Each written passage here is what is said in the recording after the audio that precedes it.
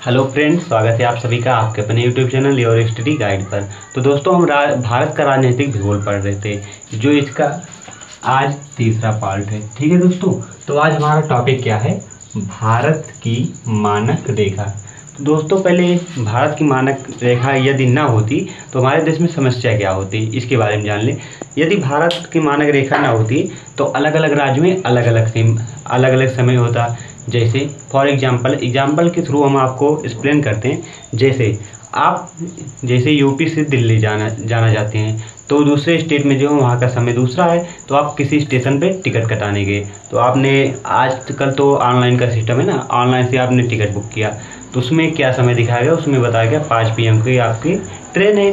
तो आप तो अपने आवाज़ से देख कर जाएंगे ना, अपने घर पर तैयार हुए, रेडी हुए, तो आप यहाँ से 4 बजे निकल चुके हैं, वहाँ से 5 बजे पहुँचे। लेकिन जब वहाँ पर आप पहुँचे तो देखे क्या, ट्रेन जा चुकी है, क्योंकि वहाँ का समय दूसरा है। तो आप क्या बोले?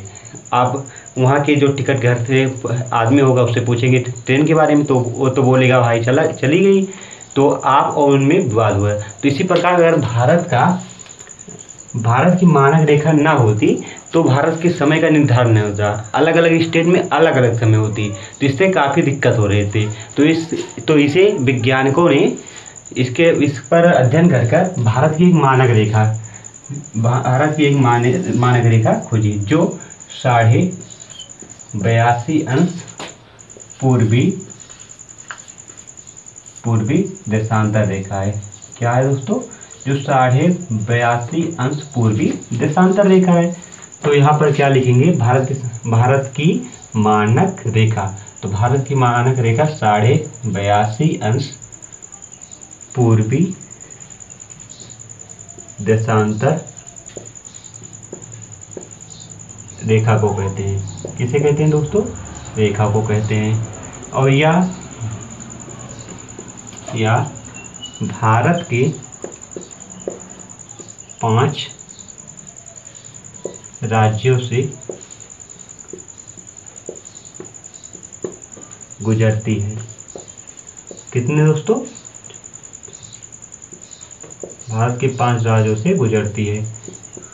कौन कौन सा राज्य है दोस्तों? वो है यूपी माने उत्तर प्रदेश, दूसरा है MP मध्य प्रदेश, तीसरा है छत्तीसगढ़। क्या है दोस्तों? छत्तीसगढ़। चौथा है उड़ीसा और 5वां है आंध्र प्रदेश माने AP। ठीक है दोस्तों, तो भारत की मानक रेखा एक बार रिकॉल कर लें। भारत की मानक रेखा क्या है?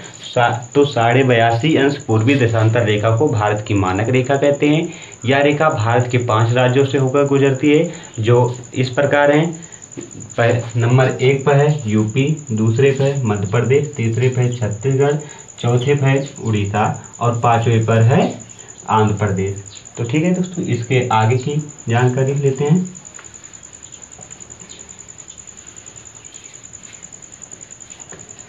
अब दोस्तों आपसे क्वेश्चन ये पूछा जाएगा कि भारत में ऐसे कौन से राज्य जो 7 सिस्टर के नाम से जाने जाते हैं?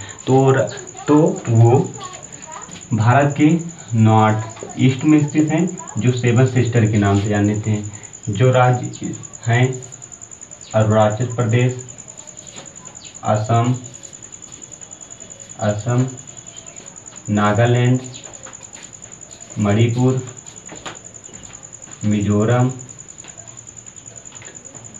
मिजोरम के बाद हो गया मेघालय और यहाँ पर त्रिपुरा। क्या दोस्तों? त्रिपुरा। तो इसे याद कैसे करेंगे? याद करना बहुत आसान है, पहले लिख ले दोस्तों। तो 7 सिस्टर के नाम से जो राज्य जाने जाते हैं उन्हें लिख लें। 7 सिस्टर के नाम से जो स्टेट जाने जाते हैं उन्हें लिख लें। तो क्या क्या है? अरुणाचल प्रदेश, दूसरा है असम, तीसरा है नागालैंड, चौथा है मणिपुर,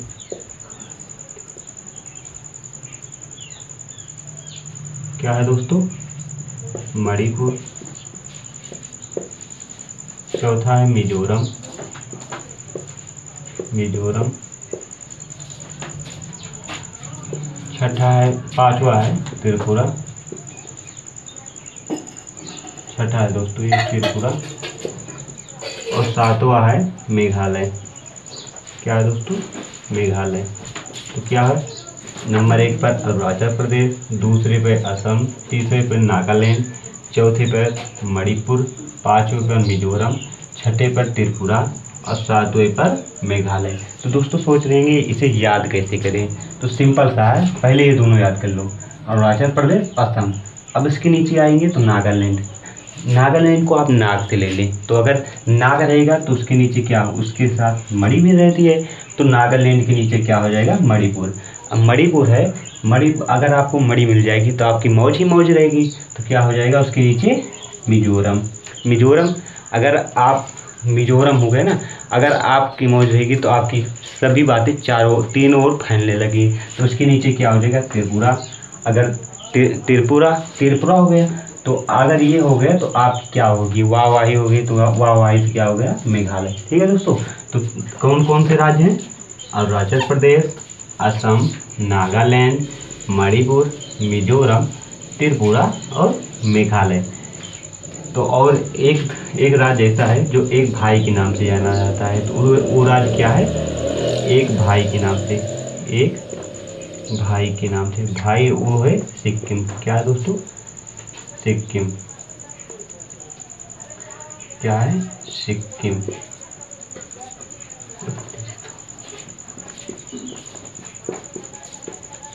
सिक्किम।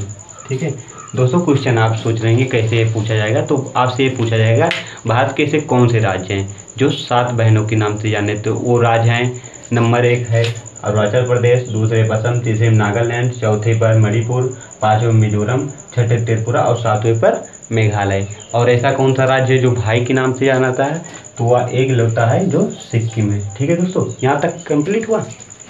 चलिए आगे की जानकारी।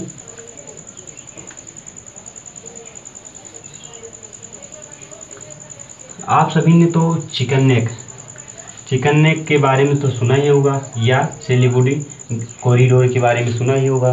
तो जो विवाद है वो यहाँ पर है दोस्तों, चिकन नेक या सिलीगुड़ी कॉरिडोर का विवाद जो है वो यहाँ पर है। यहाँ पर आप जानते ही होंगे, यहाँ पर जो है चीन है, हमारा पड़ोसी देश चीन है, और ये यहाँ पर जो ये गलियारा आपको छोटा सा दिख रहा है, ये चिकन नेक गलियारा है या कॉरिडोर जिसे कहते हैं। तो चिकन नेक, ये दोस्तों खाने वाला चिकन नहीं सोचो, चिकन नेक। तो इसमें क्या है, इसमें 27 किलोमीटर का एक सकरा, ये दोस्तों दिख रहा होगा, एक छोटा सा सकरा रास्ता है ना, तो 27 किलोमीटर का एक सकरा गलियारा है जो पश्चिम बंगाल में है, जो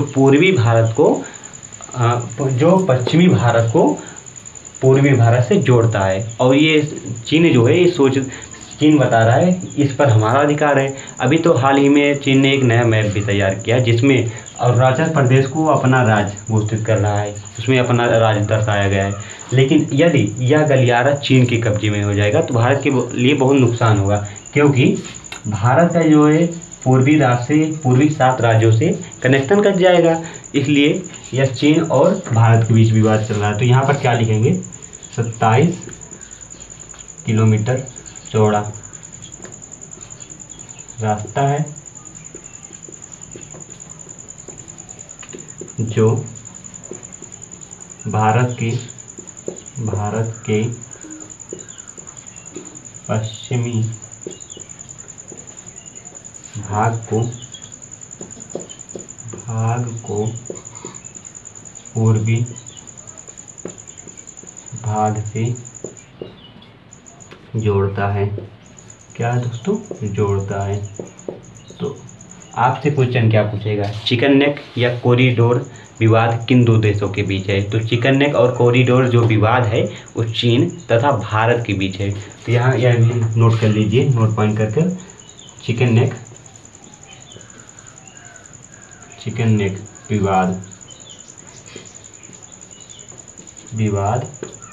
भारत और चीन के बीच है। किसके दोस्तों, भारत और चीन के बीच है। इतना समझ में आया दोस्तों? चलो दोस्तों, आज के लिए बस इतना ही। आगे की वीडियो हम नेक्स्ट पार्ट में लाएंगे। Thank for watching video. यदि वीडियो पसंद आई हो तो लाइक, शेयर एवं सब्सक्राइब करना ना भूलें।